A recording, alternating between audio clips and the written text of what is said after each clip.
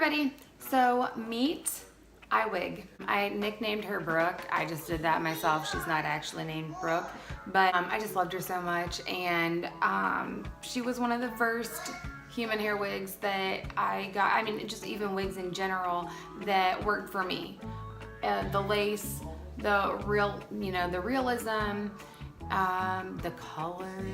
I really didn't have to do a lot of, much of anything to this. It did come with a pretty price tag, but a lot of them do, and that's a story for another day. So I am giving this girl the time that she deserves and a review that I feel like she deserves as well, just because this it's really made me very happy, and I'm so happy that I found this brand, even though it is, a little bit more expensive than what I'd like to pay. I think it's a wonderful brand, and I want to give them all the credit that they deserve. So I wanted to make this review and do more than just a turn 360 inside and outside of my house. So here we go. In color 22.9. It is a length of, from crown down, 18 inches, but the nape to length is 14, and you will see that in the cap too. This whole review is going to be a chopped review. I'm probably going to insert pieces here and there of wearing it before I cut the lace, since I've already done that, obviously. Moving forward, any reviews that I do, I'm going to try and make sure that I get the review from before I even cut the lace, or maybe even do anything to it if I end up color correcting or doing things like that. In fact, maybe I'll try and do some where I take them out of the package and show you how they come directly out of the package. I am planning on fast forward and clipping this quite a bit, so I'm just gonna try and get all my thoughts out there. Sorry if I sound a little scatterbrained, if I keep some of these little moments in here. This is the Iwig after washing and drying. I did kind of start to straighten it earlier, and I was like, oh, what am I doing? I was gonna do a review on it. So this hair right here, it's kind of naturally wavy. It's actually kind of like a beachy look right after you air dry. I just washed, or conditioned, and then let it air dry, and it looks like this. I think it's kind of cute. So I am going to go ahead and brush her out real quick. She has a silk base with about, I should have measured this. I'll try and measure it and insert, but I would want to say maybe like a ½ inch of lace at the front. I did glue it down because, like I mentioned in another video, I really feel like if I don't glue down my wigs, I can't style them as if they're my own. I can't fluff them and play with them and move them around without lifting.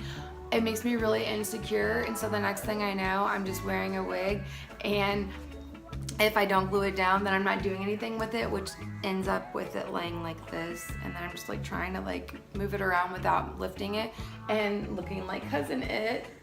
And so I don't like to do that. So that's why, again, I really like glue, is because human hair or synthetic hair, like, I think that if I am not able to glue them down, or maybe if I can get that elastic band method down and really secure them, it's not me, and it's not gonna look natural if I don't feel comfortable in it, and if I'm not able to fully use the hair, put it behind my ear, fluff it around throughout the day. It's not gonna look real, and that defeats the purpose of any price tag behind it. So, with that said, I wanted to show you how she looks before I did anything to her. Before I forget and get too far ahead in this review, I wanted to show the inside of the cap. This is some PU material, and then that cloth is like a sweat wicking material. This is me wearing it in some indoor light. This is outdoor light. This is indoor before cutting the lace. You can notice you can barely even see the lace line there. And then this is a close-up of the hairline before I cut the lace as well. First and foremost, I do want to say that this wig is very lightweight. I forgot to mention that anytime throughout this video, so I want to make sure I say it now before I forget. And I'm also not going to make you sit here and watch me curl it all, but I did want to show a few pieces to show how it takes the curl, it takes the heat. This hair is really great quality hair. It curls really well, it retains the curl really well as well.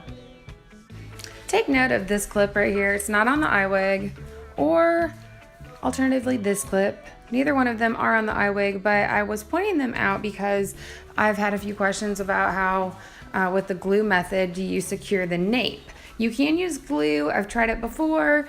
It doesn't hold as well, probably because you're adhering the material to your skin or to your hairline, but I did just want to go ahead and point those out, that I think that those are good alternatives to glue when you want to keep your nape down. Hey guys, so one thing I wanted to share real quick now that I'm almost at the very end of doing my hair is there's been something that we were talking about quite a bit in the groups about the hair just like falling in your face. And sometimes it just naturally lays like that. I think it has something to do with how it was knotted whenever the wig maker was creating this beautiful girl. But there's something you can do. I've seen in a couple of other videos where some people choose to use like a hot roller like this, or not a hot roller, but a curling iron, and then just put it to kind of create a bump like that, or they'll just, you know, put it back and then hot iron it. You can also do it while it's wet if you're trying to avoid heat. You can also lay the hair back, or I've even heard of some putting the wig upside down to dry so that the hair is falling backwards, if not upwards and backwards, to kind of give you some volume. I've tried that. It worked all right. I think for me the best thing has been heat, because I don't wash my hair all the time, and so it was happening that I was having to train this hair quite a bit. Now it hasn't happened in a while, now that I say that, so of course that would be the case, but if it were to start falling in my face again, or if you have another wig that just does that, try that trick where you're just either putting this, that's my favorite thing to do, and it kind of creates a little bump right there. It wants the hair to go back, or if you're curling it, then go ahead and do that first, and then, you know, go ahead and continue on your path, but just make sure that the hair is, as you got heat around that area, pulled back instead of forward. And that seems to help quite a bit for me. There are a couple of other videos that I know some girls have done on different techniques, so there are definitely more out here on YouTube, and this is not meant to be like a technique video. I just have really bad ADD, and so that's why a lot of the times you will just see me cut myself off and start voice overing, so that way these reviews or these meant to be helpful hints and tips videos aren't 500 hours long, because they will be if I just talk and talk and talk.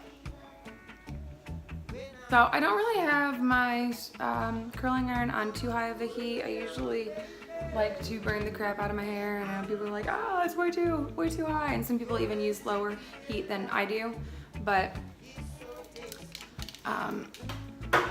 just trial and error. Again, it's human hair, so I think where you really have to be worried about that the most is with synthetic hair. I mean, obviously long time your use with heat products on any hair, wig, human,